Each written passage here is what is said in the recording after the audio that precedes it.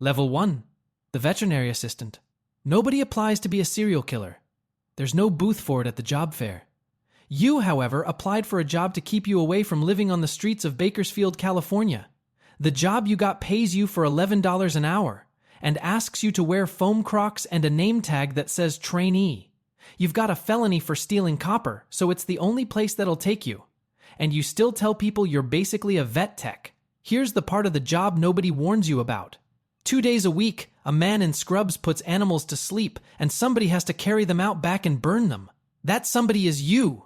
You're the assistant who cried over a dog his first week, and Marcus has never once let you forget it.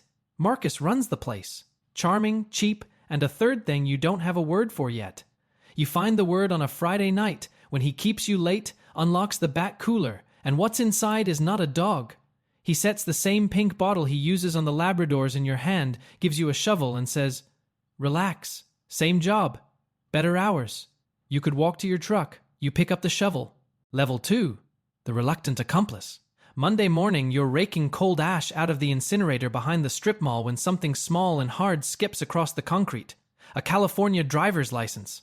Half melted, curled at the corners, you can still read the DMV bear and part of a face.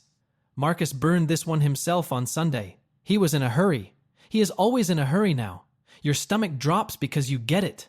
If you can find this, so can a Kern County fire marshal. So can a bored cop off Rosedale Highway. The whole quiet arrangement, the cooler, the oven, the paperwork that says large animal cremation hangs on the difference between burning a thing and destroying it. Nobody taught you that difference, so you go learn it. You spend that night at the Beale Memorial Library reading what actually survives 1600 degrees. Teeth survive. The head of a femur. A titanium hip. The little steel pin from a repaired knee. Fire doesn't erase a person. It breaks them into pieces small enough to miss, so you stop missing them.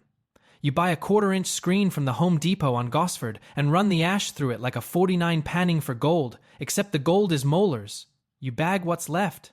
You drive it 3 counties out, up where the Sequoia National Forest starts, at 4 in the morning, and bury it under a rotting log, and you drive your primer gray Ford Ranger home, hands perfectly steady. You were never good at anything. Your mother used to say that not to be cruel, just tired over a plate of her burnt snickerdoodles. Be good at something. Please, just one thing. You're good at this. And that's the joke nobody's laughing at. 23 years you couldn't hold a job at the AutoZone. And the one thing you turn out elite at is felony cleanup for a man who kills people between neuter appointments. Your mother wanted a nurse. She got the best body disposal tech in the Central Valley. You tell yourself you're just the cleanup. Same cooler, same oven, same drain in the floor. A janitor doesn't ask what happened in the room. You almost believe it. The lie only cracks once. A dog you carry in your arms like a sleeping child. A person is heavier than a dog and put together wrong for lifting. And the first time you get one from the cooler to the oven alone, you have to set it down halfway and breathe, and in that pause the whole thing is just true. No paperwork, just you and the weight and the drain. Then you pick it up and finish, because you're good at it. Marcus notices the work is different. The screening, the long drives, the nothing left to find. And instead of the mockery, he does something worse. He respects you.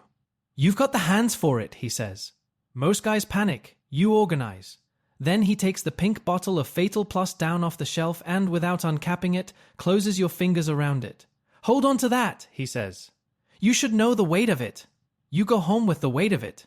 You look up your own name in the Kern County records that night, half expecting to be somebody. You're nobody, a copper theft plea, and a suspended sentence, the whole man. 40 feet away there's a body in a cooler with a bigger file than you'll ever have, and you're the reason no one will ever find it. You wanted to matter. Be careful what you're good at. You put the bottle in your Dickies jacket against your ribs and feel it there the whole drive home, cold, full, waiting. He's not going to let you just carry things forever. You already know that. You already know what the bottle is for. Level 3. Killer's apprentice. Marcus stands in the corner with his arms crossed. The way a driving instructor keeps his foot near a brake he hopes he won't need. The man on the table is a drifter off the Union Avenue strip. No plates, no phone, nobody who'll ever call. Marcus picked him on purpose, and nobody, for your first time. He wanted it easy for you. That's almost the worst part. He was being kind. Your hands don't shake. You keep waiting for them to. You keep waiting for the part of you that gagged over a Labrador to stand up and stop this. It doesn't come. There's just the pink bottle, the weight of it exactly like he promised, and a quiet you didn't know lived in you. Afterward, Marcus claps you on the shoulder like a proud father, and you go outside and throw up your inen out in the gravel, and you're not even sure why because you already know you'd do it again. That's the thing you can't screen out and bury under a log. You learn the trade the way other people learn sourdough. Obsessively off the internet alone at night. You watch every true crime doc Netflix has, but never for the story, only for the exact part that failed. And it's never the killing that gets them. It's the second phone, the card at the fast trip pump, the girlfriend who talks, the trophy in the sock drawer. So you buy a track phone and a Rand MC Nally map from the Walmart on Rosedale, all cash. You never speed with cargo in the trunk. You keep your Ranger's registration current and your taillights working, because nobody gets caught for the big thing, they get caught for a busted taillight at the wrong exit. You become the most boring man in Kern County on purpose, and it works, which is its own kind of funny. The safest place to hide a monster is behind a guy who does his oil changes on schedule. You become a very good employee of a very bad company. Marcus keeps souvenirs. A Folgers can on his office shelf, a ring, a molar, a laminated Sam's Club card, a cheap earring back. He lines them up on the desk like a man counting quarters. You take nothing. It bothers him. No souvenirs, he says. Nothing? You'll wake up one day and forget you were ever anybody at all. And there it is. The difference between you, laid out next to his little trophies. He does this because he loves it. You do it because you can't figure out how to stop. One night, cleaning up after him, you catch yourself staring at the cooler, thinking, someday it'll be you in there, Marcus. Someday I close this lid on you. The thought arrives fully formed, calm, almost comforting. You put it away, ashamed. You did mean it. You get good. Too good. Marcus starts staying home. He hands you an address, a name, a reason, and goes to bed while you drive into the dark. The apprentice is doing the master's work while the master sleeps easy, and neither of those ends well. Then he gets lazy with one of his own. He does one on a Saturday and doesn't feel like the drive, so he drops the body in an irrigation culvert 20 minutes from the clinic. A county crew finds it Thursday. It's on KGET by Friday. Homicide. Ongoing investigation. Anyone with information. You've spent a year making sure nothing existed, making sure there was nothing to find. Now there's a body with a name, in a county with your face in it, and somewhere a detective just opened a file. You're not a secret anymore. You're a case number. And the man who made the mess is asleep, snoring with a Folgers can full of the reasons they'll come. Level 4. Wanted murderer. There's a flyer taped inside the door of the fast strip where you buy your coffee. A pencil sketch of a man. Square jaw, wrong nose, eyes that aren't yours but aren't far off either. You buy your coffee. You don't look twice. You've watched enough of these to know looking twice is how they get you. But your hand shakes on the way to the truck and the coffee scalds your wrist and you realize the shake isn't fear. It's grief. For the ordinary morning you used to have before a stranger with a sketch pad started drawing your face from a memory that isn't even right. Her name is Detective Reyes, Bakersfield PD. You learn it because she comes to the clinic. She comes on a slow Wednesday. Badge out, polite, asking about a man who may have passed through, a body found in an almond orchard off Enos Lane. And Marcus, you have to hand it to him. Marcus is magnificent. He pours her a cup of Folgers. He gives her the tour. He walks her through the kennels and the surgical suite and stands her 10 feet from the incinerator, talking cremation costs and grieving pet owners until her eyes glaze over. She thanks him for his time. She leaves a card. You throw up that night. Not from the tour. From how easy it was. The pressure changes after that, and it never changes back. It isn't about right and wrong anymore. It's about logistics. It's about sleep. You stop sleeping. You go through a family-sized bottle of Tums a week and lie awake ranking your coworkers by who's most likely to talk the receptionist who notices everything. The scared part-time kid, the vet tech who actually went to school and keeps asking why the cremation numbers don't match the intake numbers. Being wanted, you learn, doesn't feel like danger. It feels like exile. You can never again be ordinary, and ordinary is the only thing you ever wanted. A booth at the Denny's off the 99, a grand slam, nobody studying your jaw. That's the whole dream. It's gone. Then Marcus, bored and sloppy, decides he wants to do one in your own town. For the thrill, right where you live. You talk him out of it. Barely. And in the talking, you find out he already started. A man out in Oildale saw Marcus's wine-colored Cadillac somewhere it had no business being. Remembers a partial plate, mentioned it to the wrong guy at a bar. You handle it. Clean, quiet, 3 counties from anywhere. And here's what stops you cold. You are calm. Calmer than you've ever been on his jobs. Because this one was yours.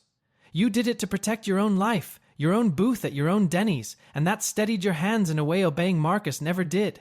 Ray's trail goes cold a week later. The witness is gone. The lead dies. And you finally see the thing that was true all along. You don't need him. He needs you. He needs your screen and your hoe and your steady hands and your nose for the witness about to sink you both. He's the artist. You're the only reason the gallery hasn't burned to the ground. He feels it too. That's the dangerous part. A man like Marcus can smell it the second his dog stops needing the leash. So he reaches up and instead of the Folgers can, he takes down a torn scrap of paper with an address on it and holds it out. A woman, he says. A witness from way back. Loose end. Don't overthink it. You take the address. You bring the pink bottle. You have no idea you're driving toward the only good thing that will ever happen to you. Level 5. The reformed lover. Day 3 outside her little house in the Oleander district. You know the whole routine. Lights on at 6, gone by 7:30, home by 6. That's what surveillance is. You turn a person into a schedule so it's easier to end them. Then she does the thing that breaks it. She comes out with a bowl of Friskies, sets it at the bottom step, and a gray stray wins out of the Oleander to eat. Around its neck is a clinic tag, Rosedale Animal Hospital. A number you recognize. A cat Marcus logged as cremated 8 months ago and never bothered to actually kill. She's been feeding one of his loose ends this whole time and calling it a stray. You knock the next morning in an animal control vest you bought at Party City, running some story about a rabies check. She opens the door, looks at the $12 costume vest, looks at you and says, "You're not with animal control. Not scared. Just certain." Then, "You want coffee? You look like you haven't slept in a year." Her name is Dahlia. Marcus called her a witness. Years back, she cleaned the clinic at night and saw something through the back window she could never explain. She never told a soul. She just started quietly taking home the animals his logs swore were ash. That's how she reads you in half a second. You go back the next night without the vest and without a reason, and the pink bottle stays in your Dickies pocket. It stays there the night after that too. She talks to you like you're a person. That's the whole crime of it. Nobody has done that since your mother. The simple electric shock of being asked a question by someone who wants the answer. You start wanting to be the man she thinks she's talking to. Somebody who could be fixed with coffee and time. So you try to quit. You try the only way a coward knows how, slowly, with excuses.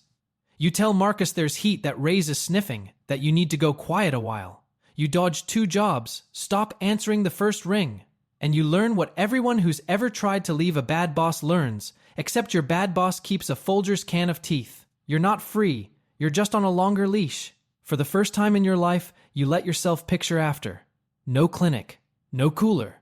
No 4 a.m. drives up to the sequoia tree line with a shovel. Just a booth at Denny's, and her across from it, splitting a grand slam. And underneath that picture, quieter, is another one.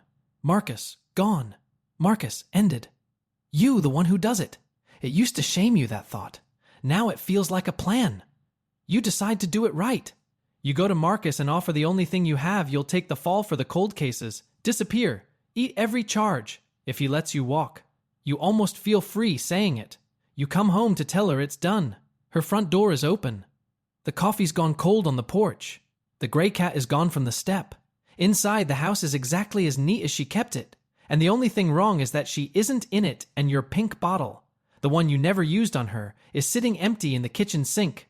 You drive to Marcus's. The Folgers can is out on his desk, trophies lined up like coins. There's a new one at the end of the row. A cheap earring back, hers. He didn't do it because she was a threat. He did it because you went quiet. And he wanted to remind his dog who holds the leash. He did it for fun. You pick up the earring. You finally understand what you're for. Level 6, the vengeful hunter. You bury her yourself, 3 counties out, under the same rotting log where you put the teeth from your very first cleanup. It's the only cemetery you have. A screen, a hoe, and a woman who once asked if you'd slept. You don't cry. You did that over a Labrador once, in a lobby, and a man laughed at you for it. You have not cried since. You plan. You never go back to the clinic. You leave the trainee tag on the front counter and take the one thing worth taking, the controlled drug cabinet. Every bottle of Fatal Plus emptied into a red igloo cooler like you were loading up for a tailgate. Enough pink to put down a kennel or a small town. Everything Marcus taught you about never getting caught, you turn around and aim at Marcus. But you make one rule. You make it at the grave, out loud, so it's real. You will take everything from him. Every friend, every partner, every man who helped him feed that oven and looked away. But you will not touch his family, not his wife, not his kid, the 17-year-old who used to work the front desk on weekends and thinks his dad just really loves animals. This is what makes you the better man, you tell yourself. There's a line, and you're standing on the right side of it. It's a strange thing to be proud of a serial killer with a code, like a shark that only eats people who deserve it, but you hold it like it's the last clean thing you own, because it is. You don't know yet that the line is a fingerprint. You start with Dell. Dell sold Marcus the incinerator parts for a decade.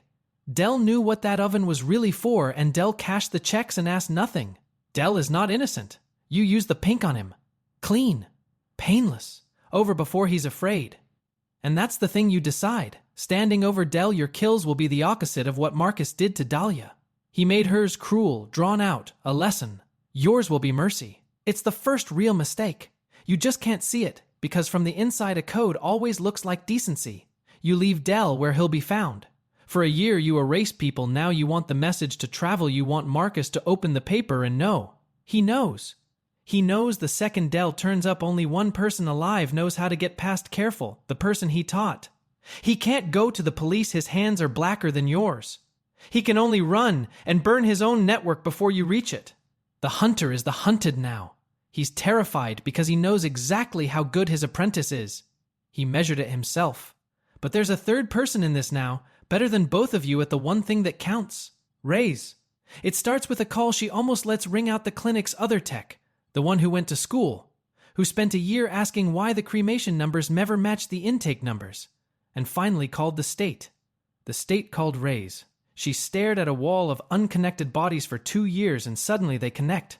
Dell. Eno's Lane. All tied to a strip mall animal hospital and a crematory that ran too hot for too long. And every fresh body dies the same way. No struggle, no fear. The same pink a vet uses to put a dog to sleep. She stops looking for a monster. Monsters are chaos. This is method. This is a man with rules. She sorts the missing persons files by what the killer leaves untouched, the wives, the kids, the dog in the yard. Whoever this is draws a hard line at the innocent. That's not a monster. That's a person. And a person with a conscience is the easiest kind to trap. A conscience is a shape, and a shape can be predicted. You've already told her, in blood, exactly what that is. Level 7. The relentless avenger. You work down the list like a man with a job he can't quit. Because that's all you've ever been. Every name that helped Marcus feed the oven. The bagman. The cousin who forged the cremation logs. The retired sheriff's deputy who ran plates for cash. One by one, the same clean death, the same pink mercy, the same nothing left behind. And every single time, you spare someone. A sleeping wife, a kid down the hall. A dog you actually stop and feed a handful of begging strips before you let yourself out. Because none of this is the dog's fault. You're a monster with a code and a pocket full of dog treats. And you have stopped being able to see how insane that sentence is. You think it makes you human. Ray's thinks it makes you a signature. She's building a map, and it isn't a map of the dead. It's a map of who lived. The pattern glows on her corkboard like a confession. This man will end you, but he will not end anyone who didn't earn it. You have a code, and a code is a fingerprint you leave on the people you let live. Then comes the barn. Marcus's oldest partner, the one who was there at the start, holed up on a farm out past Weed Patch. You get into position before dawn. There's a light on that shouldn't be. A little pink huffy dropped in the yard his granddaughter is staying over. Maybe 10. Asleep with the light on because she's scared of the dark. You wait. You wait through sunrise until the mother comes at 9 and takes the girl to a friend's. You lose 2 full days finding a window where the child is somewhere else. 2 days. Ray's uses those 2 days to walk a judge through your corkboard and walk out with a warrant. Your mercy is the slowest thing about you. And slow is exactly how they win. You don't know that yet? You finish the partner, clean and kind, and you drive off thinking you're winning because the list is getting shorter and Marcus is getting closer. He's cornered. And a cornered Marcus does the cruelest thing he has left. He calls the police. Anonymous. From a track phone even you would be proud of. And he gives them you not a name, he doesn't need one. He gives them the profile, the killer with a conscience, the one who spares the children. He knows where such a man draws his lines. He taught the man to draw them, and he'd rather you both go down together than watch his apprentice win. You find out because Ray's map turns up in a leaked briefing, and it knows things only Marcus knows. He tipped them. He fed them your mercy. And Ray's does the smart thing. She stops chasing your bodies and starts chasing you parked on Marcus's old properties, waiting to catch your truck and follow it to him. And then the full weight of it lands. He's out of friends, out of moves, hiding in the last place he has left with the exact people you swore at a grave that you would never touch. His wife, his son. Your line has become his bunker. The one decent thing in you is the wall he's chosen to stand behind. You get the address on a Tuesday. Of course it's a Tuesday. A rented cabin up the canyon at Lake Isabella. His name on none of the paperwork, wife and kid inside. To reach him, you'd have to walk through them, become the thing he made you. All the way, no line left. You sit in the Ranger across the water, looking at the lit windows, and you decide. You won't. You'll wait him out. You'll take him clean, and you'll leave that cabin with everyone in it still breathing except the one man who deserves it. You don't know Ray's is already 90 minutes behind you. Your mercy bought her the time. Level 8. Last survivor. He sends them away. You watch the wife's Camry pull out at dusk, the kid in the passenger seat with his AirPods in, and you get it. Marcus knows you better than anyone alive. He knows you won't touch them. So he clears the cabin himself and leaves the door unlocked, the two of you. Finally, no one left to hide behind. He wants it clean too. In his own way, he's proud. You go in the way he taught you. Quiet, patient, no souvenirs. Through the kitchen, down the hall, into a room where Lake Isabella throws long gray ribbons of light across the ceiling. He's in a recliner with the Folgers can open on the table beside him, wearing the same wine-colored members only jacket he's had since the Clinton administration. The trophies are lined up in a row. Her earring sits on top where he set it so it would be the first thing you see. There he is, he says. Like it's a Tuesday. Like you're late for a shift. He tries the old scripts. He tries all of them. You cried over a dog, he says. Look at you now. Nothing. I made you. Every steady bone in your hand I put there. You'd still be mopping cages for $11 an hour. Nothing. Because the man saying it isn't the man from the lobby anymore. That man was enormous. This one is small and old, and his hands are shaking inside that ridiculous jacket, the shake you waited 2 years to feel in your own and never did. Then he gets to the part he swore he'd never do. He begs. He offers you the network, the money, the family he sent away. Anything. Everything. He offers you mercy, which is funny because mercy was never his to give. It was always yours. He just never noticed you were the one holding the bottle. You use the pink, clean, painless, over before the fear can finish arriving. Not because he deserves it. He deserves the drawn-out, cruel, lesson-teaching thing he did to her. You give him the opposite anyway, because the only revenge that ever mattered isn't that Marcus dies. It's that he dies better than he earned by your rule, in your world, put to sleep like every animal he ever pretended to love. You set the earring in his open hand and close his fingers around it, the way he once closed yours around the bottle. It's done. For 1 second, it is actually done. Then the window fills with light. Headlights coming up the gravel, and behind them the blue and red you've spent 2 years never once letting close. Rays. 90 minutes ago it was 90 minutes. She's been closing the whole time ever since a farmhouse. A little pink huffy in a yard. The 2 days you spent making sure that girl wasn't home. You could run. You know 4 ways out of this cabin without looking because casing exits is the first thing he ever taught you. You don't move. You've been running since you were 23 years old. Since a copper wire and a suspended sentence and a name tag that said trainee. You are so tired you can feel it in your teeth.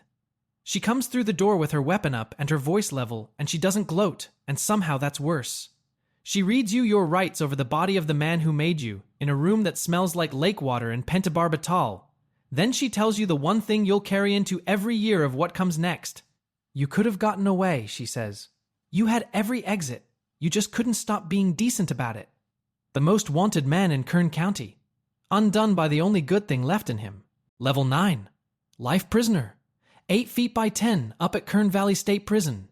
A drain in the floor, which you find funny in a way you can't explain to anyone in here. There's a TV bolted high on the day room wall. And they run the Netflix documentary about you on a night you're out of your cell. You can't hear it through the glass. You watch your own face move on the screen with the sound off the strip mall butcher, the vet's assistant who killed the vet, the man with the pink needle, while two guys behind you argue over whether it's better than the Dahmer one. It looks like a stranger because it is one now. They made you into a story. Stories are easier to hate than people. That's the whole point of them. You don't argue with the sentence. There's nothing to argue. You count instead. It's what you're good at. You counted dogs, then the ones in the cooler, then his friends off a list.